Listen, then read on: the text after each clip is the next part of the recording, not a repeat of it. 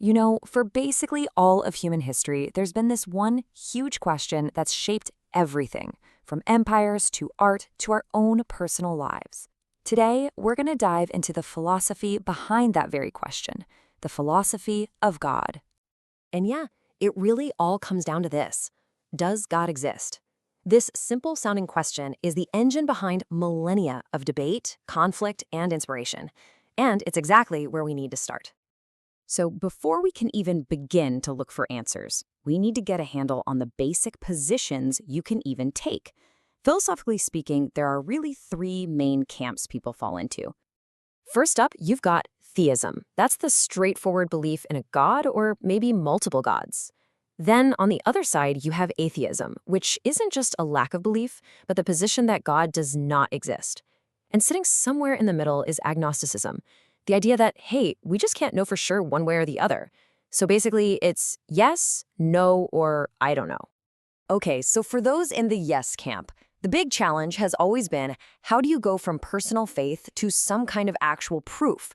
For centuries, some of the smartest people in history have tried to build a logical case for God's existence. And this led to what we call the classical arguments.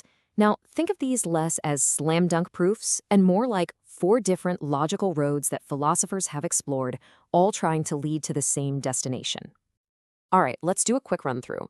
First, there's the cosmological argument. It basically says, look, everything has a cause, right? So if you trace that back, the entire universe must have a first cause that wasn't caused by anything else. And, well, that's God. Second, the teleological argument. This is the argument from design. The idea is that the universe is just too complex and works too perfectly to be an accident. It must have had an intelligent designer. Third is the ontological argument.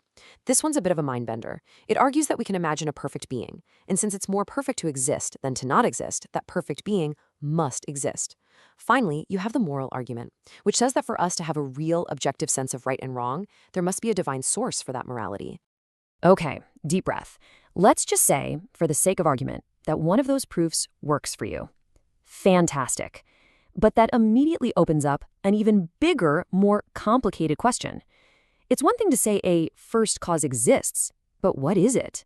What is this God actually like? And this is where we run headfirst into what you could call the divine paradox. The second we start trying to pin down the qualities of God, we stumble into some really powerful ideas that also seem to completely contradict each other. So, in many traditions, especially in the West, God is defined by these incredible absolute attributes. There's omnipotence, which means all-powerful, omniscience, meaning all-knowing, and omnibenevolence, which means perfectly, absolutely good. And on top of all that, this God is usually seen as eternal and immaterial, existing totally outside of our physical time and space. But wait a second, those attributes immediately create a massive, glaring problem. If God is all-powerful and can do anything, and is also perfectly good and wants only good things, then why is there so much suffering and evil in the world? This is the famous problem of evil, and for a lot of people, it's the single biggest roadblock to belief. All of this confusion leads us to yet another fork in the road. How are we supposed to even figure this stuff out? Should we be using pure logic, or is there a completely different way to approach knowing? So on one side, you have the rationalists, thinkers like Descartes. They were convinced you could prove God's existence with pure reason alone, kind of like solving a math problem. But on the other side were the empiricists, like David Hume. They said, hold on, all our knowledge comes from what we can see, hear, and touch. And since you can't experience God with your senses, well, you can't claim to know anything. But then a totally different path appeared, thanks to philosophers like Soren Kierkegaard. He basically said that trying to prove or disprove God with logic is missing the point entirely. For him, belief isn't about a rational conclusion at all. It's a leap of faith, a deeply personal, passionate commitment you make precisely because you can't be certain. So these big debates really paved the way for the modern era. The conversation started to shift away from proving God's existence and more towards wrestling with what it means for us, for human life, if we believe or if we don't. And that brings us to maybe one of the most famous and most misunderstood lines in all of philosophy. When Friedrich Nietzsche said, God is dead, he wasn't claiming he'd found a celestial crime scene. He was making a cultural point, that in the modern world, the idea of God could no longer serve as a solid foundation for our morals and our sense of meaning. We as a society had killed that possibility. Existentialist thinkers like Jean-Paul Sartre and Albert Camus really ran with this idea. They agreed, okay, without God, life has no built-in meaning. It's absurd. But for them, that wasn't a bad thing. It was actually the starting point for true human freedom.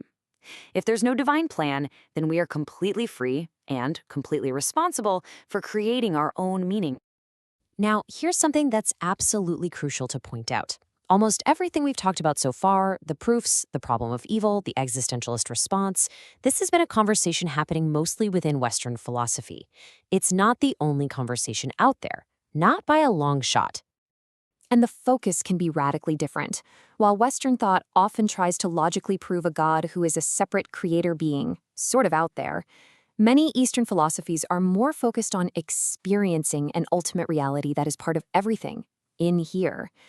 The goal isn't to prove a separate deity, but to realize your own unity with the divine fabric of the cosmos.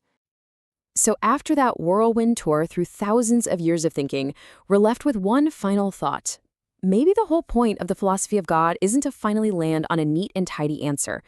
Maybe the real value, the real growth, comes from the questioning itself, from the way we choose to grapple with these ultimate ideas about why we're here and what it all means.